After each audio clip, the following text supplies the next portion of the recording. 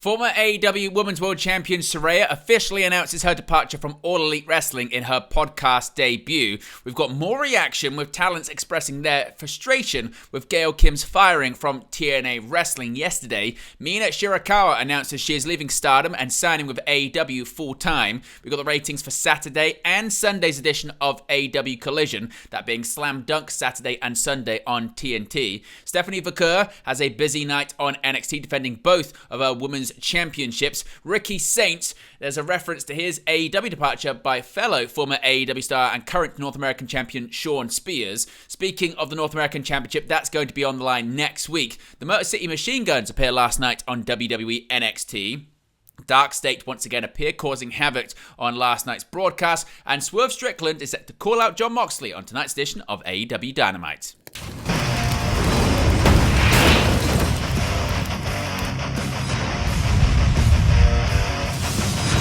Hey guys, welcome back to Wrestling News 365. Hope everyone is doing very well. As always, there are plenty of news stories to get into in the world of professional wrestling. Before we start, I'm actually in the process of traveling/moving at the moment, and because of this, you can see the camera, the boxings are a little bit different than they would usually be. The setup's a little bit more funky. We'll be back to normal very shortly, but what I wanted to do, and I wanted to make sure that you guys got the content that you subscribe for. So if you haven't already, click the like button, be sure to subscribe, and as I mentioned, we'll be getting back to the normal look and sound of things very shortly, but I wanted to make sure you guys didn't miss out on a single day of content. Let's get straight in to a big developing story at the time of recording this video, and that is regarding Saraya's future or lack thereof in All Elite Wrestling. According to Saraya herself, Saraya is stepping away from All Elite Wrestling. The professional wrestler who previously performed as Paige in the WWE has announced that she is officially parting ways with AEW in her forthcoming podcast Rule Breakers with Saraya, which is out tomorrow. This was exclusively revealed and reported by Entertainment Weekly. The English wrestler explains her departure from the organization at the end of her first episode. She said, quote, "I'm here to tell you that me and AEW's relationship has come to an end," Saraya says in the first episode of the podcast. "I had an amazing time there. There's no bad blood between us. I had such a magical time."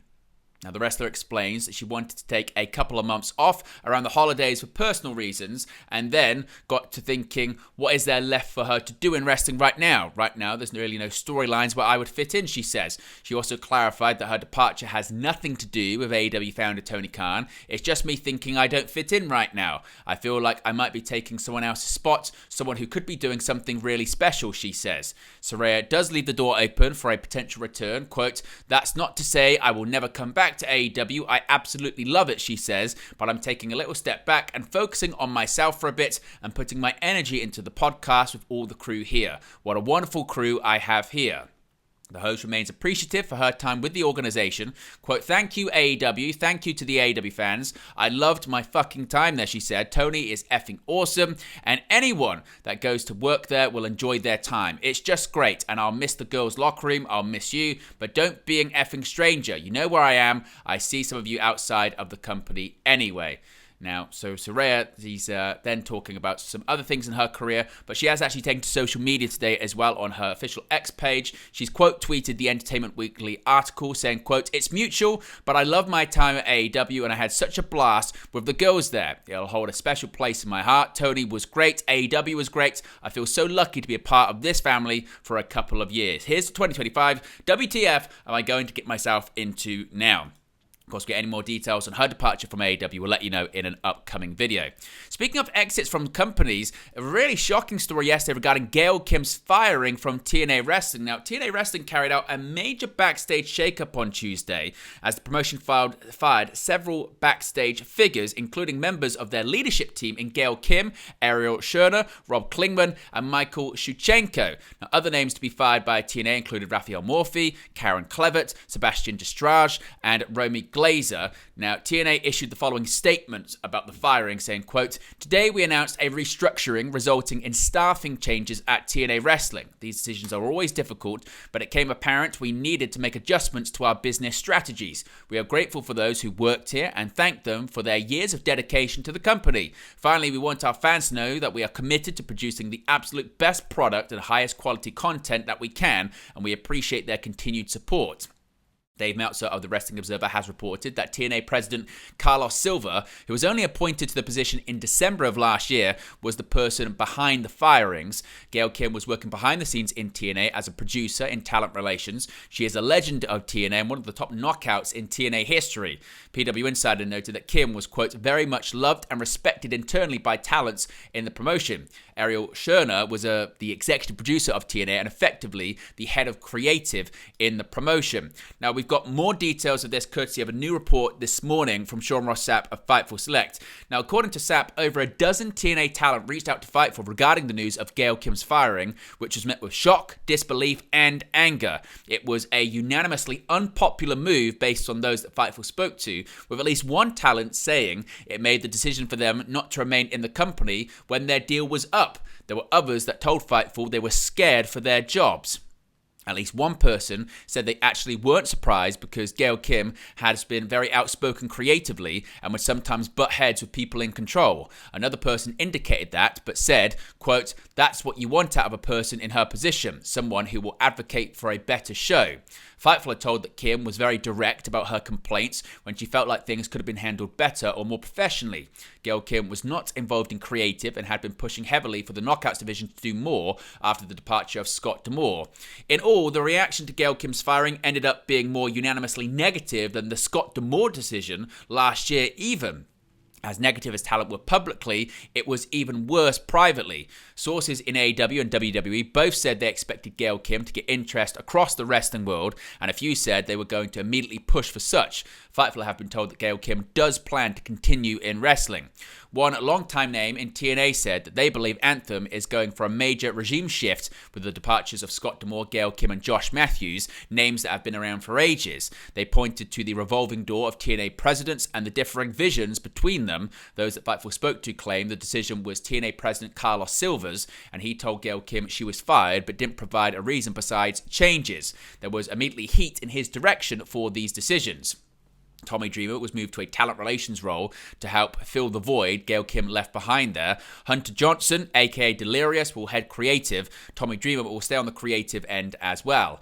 Even outside of TNA, the firing of Gail Kim was met with a lot of shock and disbelief, with personalities from the industry trying to learn why it happened. A number of them told Fightful they reached out to her directly, and Kim seemed determined. Now, Gail Kim has no non-compete and can appear for any wrestling company she wants to, or work wherever she would like immediately. Of course, if we get any more details on that, we'll let you know in an upcoming video. Now, let's go over to AEW and talk about Mina Shirakawa. She is on her way to All Elite Wrestling full time. Mina Shirakawa is finishing up with Stardom and is set for a move to the USA to sign with All Elite Wrestling. Now, news of Shirakawa's impending Stardom exit was broken by Tokyo Sports with a report from Fightful Select stating that Mina is set to sign with AEW, with Shirakawa herself having told Fightful she was planning to move to America. The move is said to have been planned for some time, with Mina having wrestled for AEW on multiple occasions throughout 2024, featuring as part of the timeless Toni Storm vs. Mariah May storyline, whilst having several singles matches of her own. Now, this actually officially got confirmed by Shirakawa herself this morning. She officially announced in a press conference today that she will be leaving World Wonder Ring Stardom on March 31st and signing with All Elite Wrestling. When exactly Shirakawa will make her return to AEW is currently unknown. Reports in recent hours, as I mentioned, had noted that Shirakawa would be leaving Stardom ahead of joining AEW. The popular talent debuted for Stardom in 2020, and she will end her run in the promotion as a two-time Artist of Stardom champion, one-time Wonder of Stardom champion, and one-time Future of Stardom champion, and one-time Goddesses of Stardom champion with Mariah May. So she is on her way to becoming All Elite. Speaking of AEW, we have an update on the ratings for Saturday and Sunday's Slam Dunk edition of the show. This past weekend, AEW Collision aired in two parts at a fairly unusual hour due to the NCAA March Madness tournament, with 1 hour of Collision on Saturday night and another on Sunday. Tony Khan dubbed the two-parter a Slam Dunk special, and a new report from WrestleNomics breaks down the TV ratings for both episodes, which seem to have been a success for the promotion. Saturday night's Collision began at 11:08 p.m. Eastern, with the basketball game preceding it, event. The lead-in was a big help as the show drew an average of 554,000 viewers with a 0.20 rating in the 18 to 49 demographic. That marks the highest Collision rating since December of last year, which WrestleNomics noted had a college football playoff game as the lead-in. Now, the following night, Slam Dunk Sunday, Collision started at 11:15 p.m. and brought in an even larger audience with 584,000 viewers on average and an 18 to 49 rating of a 0.22. In the key demo, the episode had the largest audience since July 2023. The game ahead of Sunday's Collision saw Michigan State defeat New Mexico to advance to the tournament's third round. The weekend shows featured a few notable developments, including a 20-minute draw between TNT champion Daniel Garcia and Adam Cole, with Cole going on to challenge Garcia to a rematch. Konosuke Takeshita, Brian Cage, and Lance Archer of the Don Callis family picked up a victory in Saturday's main event, whilst Hologram and Commander defeated Realistico and the Beast Mortos in a tag bout to close Sunday's episode of AEW Collision.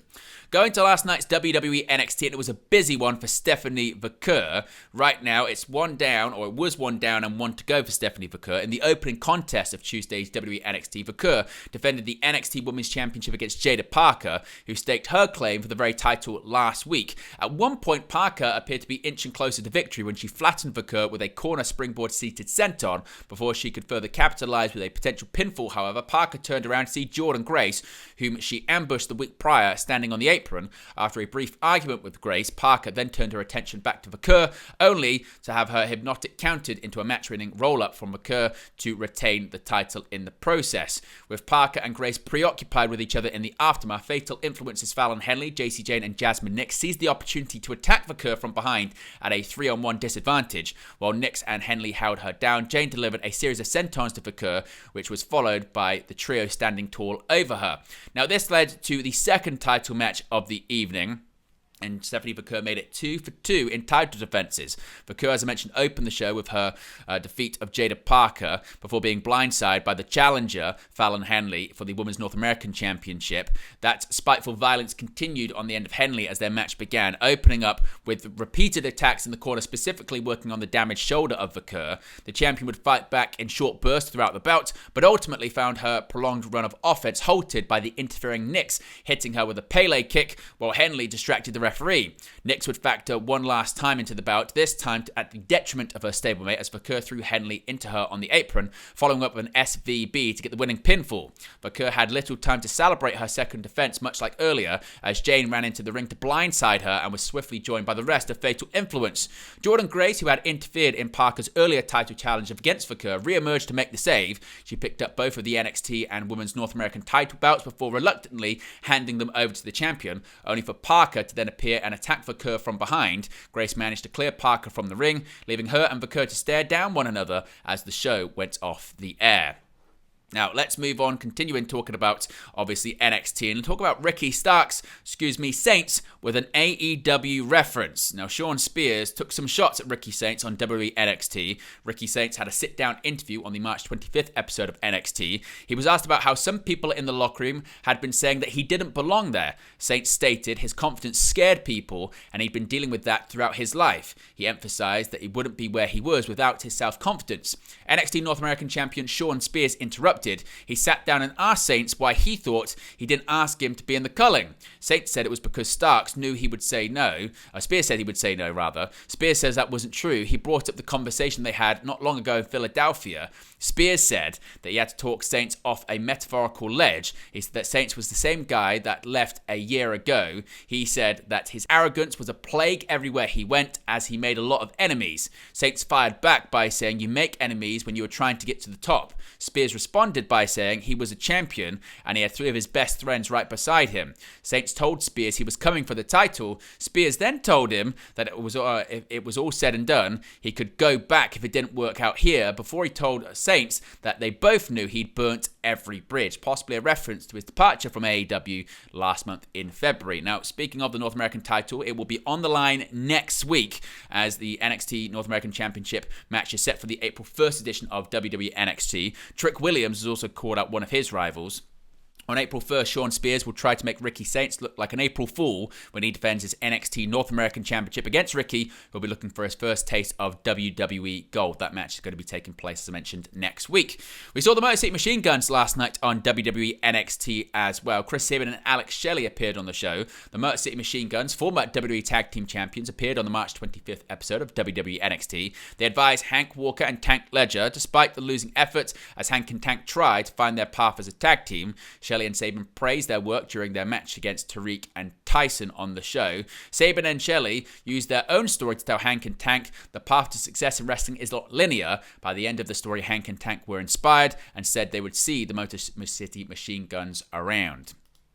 Now, let's talk about Dark State, the faction causing havoc in WWE NXT. Dark State arrived, but this time they just watched the chaos unfold. The destructive group consisting of Cutler James, Dion Lennox, Saquon Sugars, and Osiris Griffin appeared on the March 25th episode of WWE NXT as Oba Femi and Javon Evans brawled. The fight occurred because Femi just gave Evans an opportunity to be the NXT Heritage Cup champion. Femi did that, or cost him rather that, as a measure of revenge for Evans knocking him out last week when he was focused on a confrontation with Trick Williams. Dark State did not hit the ring and attack everybody, but Trick Williams hit the ring and took out Evans with a trick shot knee. NXT officials rushed to the ring to separate Williams and Obafemi. Dark State, during all of this, stood in the crowd, hoping to see another fight break out. Of course, Dark State attacked Javon Evans at NXT Roadblock, and Trick Williams was asked some questions about this later on in the evening. Now, Dark State, as mentioned, have been wreaking havoc in recent weeks, but they've not attacked Trick Williams, leading to some fans to question whether Williams might be behind the group. On the March 25th episode of NXT, Dark State appeared and looked on as Javon Evans and NXT champion Obafemi brawled. Trick Williams ran in and hit Evans with a trick shot. Officials then separated Williams and Femi. Later in the show, Williams was interviewed backstage, and he was asked about whether he meant to hit Javon Evans. Williams first said that Evans was collateral damage before he said that Evans was a distraction. He stated that he was the man in NXT, and he was supposed to be NXT champion. Williams called out Obafemi and said he knew where to find him. When asked about Dark State, Williams simply said that it wasn't his business. And finally, tonight is another episode of AEW Dynamite on TBS, and former AEW World Champion and current #1 contender for the world title, Swerve Strickland, isn't hiding. Tony Khan took to social media in the early hours of the morning to announce that Swerve Strickland will call out Jon Moxley on Wednesday's edition of AEW Dynamite. The segment comes just weeks before Strickland challenges Moxley for the AEW World Championship at AEW Dynasty. But there you go, guys, the latest pro wrestling news for you. Be sure to smash a like on the like button. Be sure to subscribe bottom right-hand corner. As always, you can join the WN365 roster. All you got to do is click the join button. Links are also in the video description. You get your badges, your emojis, and your exclusive members-only content, which will include plenty of gaming streams coming soon. We're also going to be live for plenty of watch-alongs and post-shows, whether it be for SmackDown on Friday, Raw the following Monday, AEW Dynasty, WrestleMania, SmackDowns and Raws before WrestleMania, and everything else in between. We're going to be live for plenty of shows. They're all going to be popping up on the side. So you can find out exactly when we're going to be live. Join us, watch the shows with us, and get involved in the chat as well. Be sure to click the like button, be sure to subscribe, and I'll speak to you again very, very soon. Hey guys, thank you for watching, listening, streaming, or however you come across this video today. Be sure to click on the video on the right there to watch our next video, or click the bottom there to subscribe, or the bottom right hand corner. Thank you very much, and I'll speak to you again very soon.